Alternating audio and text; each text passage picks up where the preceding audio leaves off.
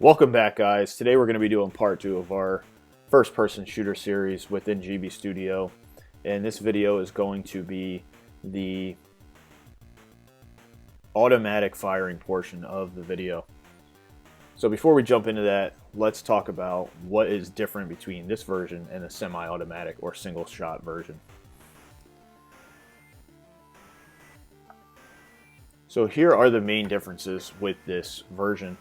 The main reason why is because firing an automatic weapon is a little bit different in real life, and it should be a little bit different on a video game. So typically with an automatic weapon, you may be firing and you just adjust your aim based on where you see the rounds hitting. So I've kind of tried to mirror that within this portion of the game where it's not as precise and you're kind of looking for a direction rather than an exact hit with the single shooter version. So to that end, I've updated some of the sprites, like the reticle that you're using is not really intended to give the player a sense of pure accuracy.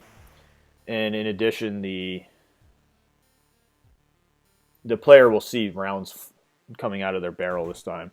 So the main mechanic is different, as you can hold down the A button, the firing button, and it will continuously use rounds and fire those projectiles until you release it. So that's obviously the main difference here. So let's jump into GB Studio and see what I actually changed. Firstly, I switched up some of the sprites and arts just so you could kind of see the difference, number one. But as I said before, one of the main things I fixed or switched was the reticle. So this is more of a kind of non-accurate reticle, whereas the other one was kind of give the player a high sense of accuracy, kind of like a single shot. This is more just like put the target in this circle and maybe shoot for it, or maybe even just shoot in a general direction. So that's something I updated. So I kind of updated the enemies to make it look like the Ivans from the old army range, and just kind of change the color just to make it different. So no big deal there, except for maybe the reticle. So that's all up to your game and your style on how you want to do that. So the second thing that's changed is the actual firing.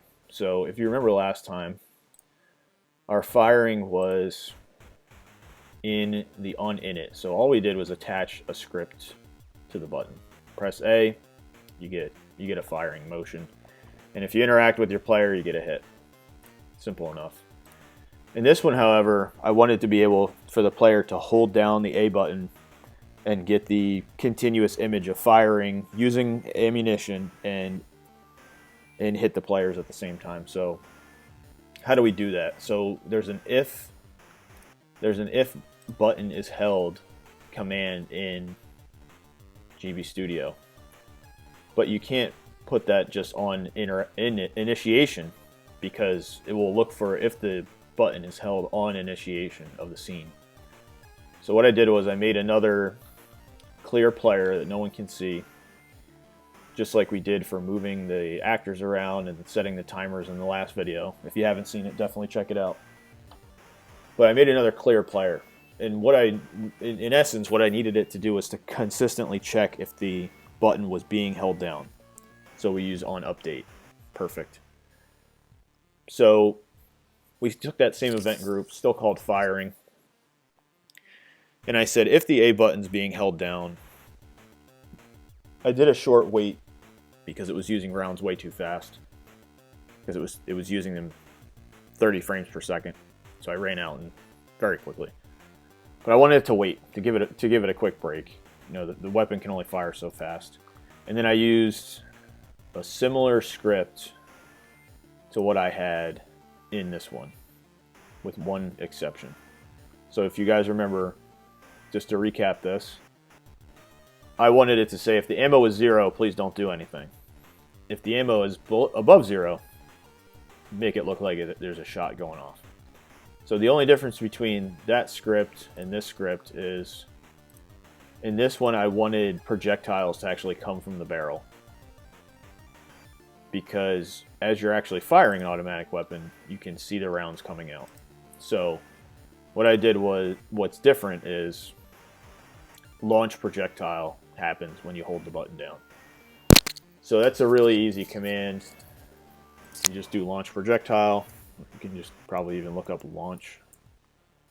And it will give you a whole bunch of options. So here's how I did that.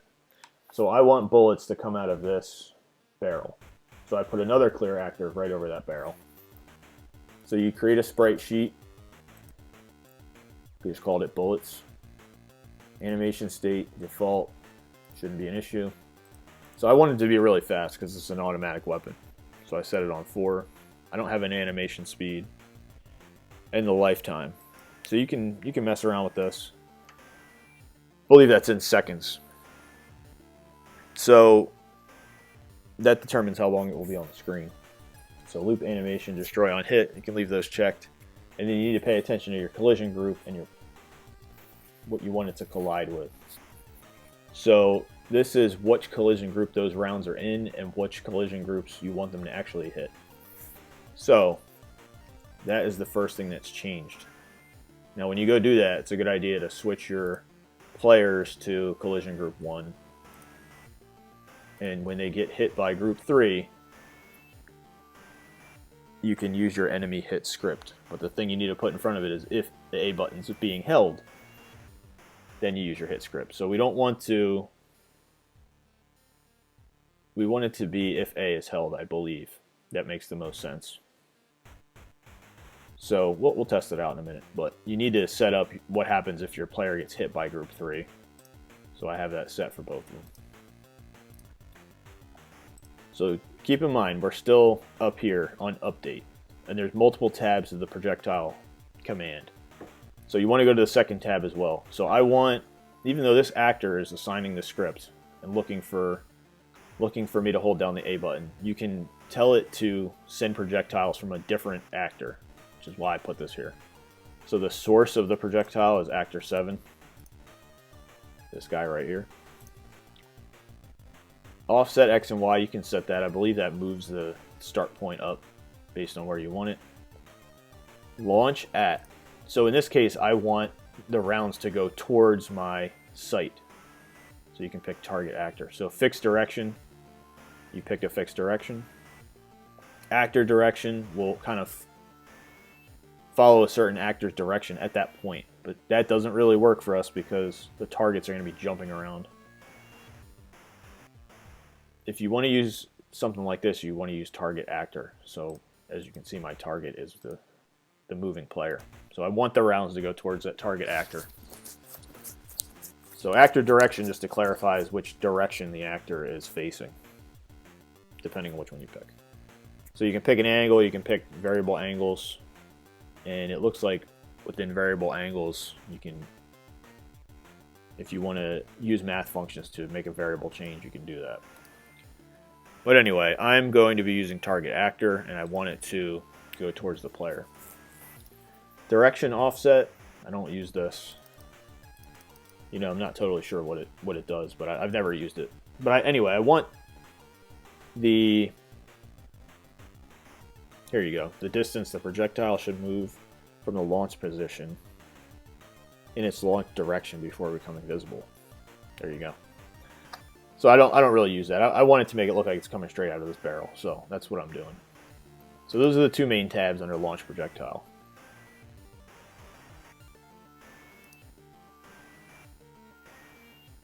Alright, so that's all set up. So I want the player to just kind of just point this thing. It doesn't need to be accurate like the first one, where you're doing semi-automatic. So I use the same code to do a flash, camera shake, and then we have ammo -3. So I did that because we're using rounds faster than when we're just doing a single shot. So that is how firing and being hit, the players being hit, has been updated for this scene. So this is not going to be a perfect solution, but something that works, especially when you're using Game Boy. It's not necessarily going to be super perfect, but I think it gets the job done. So let's go ahead and test our scene here. So while we're doing that, the other thing I did was I gave the player 100 rounds and a little bit more time on this one, just based on the fact that we're doing automatic.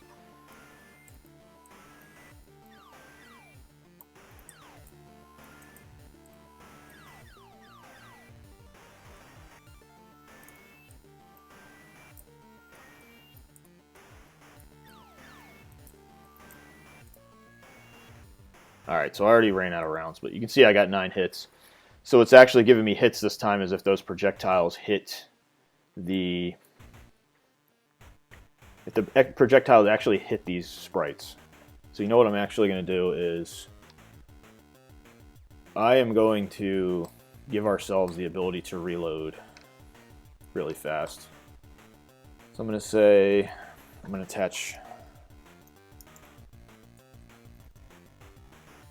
script to button. I'm going to say if we press B, we're going to wait 1, and then I'm going to do set var to value. So this is another thing you want to think about, reloading, right?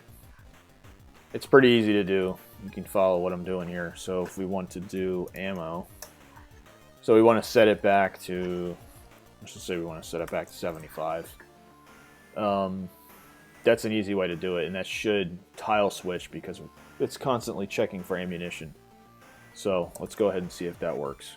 So we have a little bit of extra time in the game here, so we'll see if we can get more hits based on that reload. We should actually probably set it at 100 because if someone accidentally hits B while they still have over 75, that's actually gonna...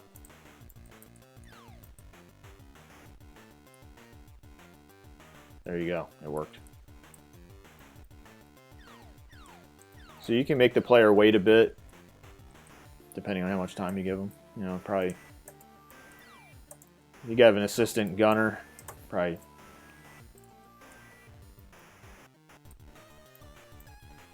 There we go. Alright, so I got 11 hits that time with a reload, so just something to think about. But if you have an assistant gunner, maybe it takes 10 seconds for you to reload, depending on how long your game is. You can scale that accordingly. But anyway, guys, that's how you set up your automatic firing in the first-person shooter that I figured out. It could definitely be refined, but I think that kind of gets the job done. You know, if you're thinking about the limitations of this system and this software, this kind of gets the job done. So let me know what you guys think in the comments, and hopefully you found this helpful. Later.